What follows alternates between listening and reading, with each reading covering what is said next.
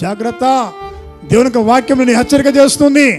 ఒకవేళ నువ్వు అలాగనే గర్వం, అది మా వంశం నుండి వచ్చిందండి గర్ర, మా వంశం, మాది రాజవంశం, మాది పెద్ద వంశం, మేము పెద్ద కులస్తున్నాం, మాకు డబ్బు ఉన్నోళ్ళం, ఉద్యోగం ఉన్నోళ్ళం, మాకు ఇండ్లు ఉన్నాయి, భూములు ఉన్నాయి, జాగలున్నాయి అని చెప్పి ఇష్టానుసారంగా విర్రవీగటం లేరా? తమకు తాము హెచ్చించుకుంటాం లేరా? ప్రతి విషయంలో వారికి వారే హెచ్చించుకునేవారు. దాని అర్థం ఏం తెలుసా? అది గర్ర అంటారు, అది అహంకారం అంటారు. కానీ వాక్యం ఏం చెబుతుంది? ఒక క్రైస్తవుడిగా, ఒక దేవుని బిడ్డగా ఇండి కూడా నీవు గర్ర అహంకారంతో ఉంటే, దేవుడు అంటాడు, సొలొమోను జ్ఞానం అంటున్నాడు, గర్విష్ఠులు యెహోవాకు హేయులు. అంటే దేవునికే నువ్వు వ్యతిరేకమైన వ్యక్తివి అని అర్థం.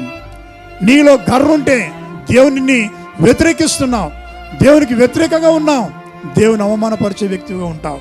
కాబట్టి గర్వ హృదయములు దేవునికి అసహ్యులు. నేను మనుషులు కదా అసహ్యించుకునేది, దేవుడే అసహ్యించుకుంటూ ఉంటాడు ఈ భక్తుడు. కాబట్టి నీలో గర్వం ఉందేమో, నీలో అహంకారం ఉందేమో, నీలో నేత్రాశ ఉందేమో, నీలో జీవబిడమం ఉందేమో. ఆలోచించు. దేవునికి విరోధంగా ఉన్న ఏ ఆయుధము నెరవేరదు.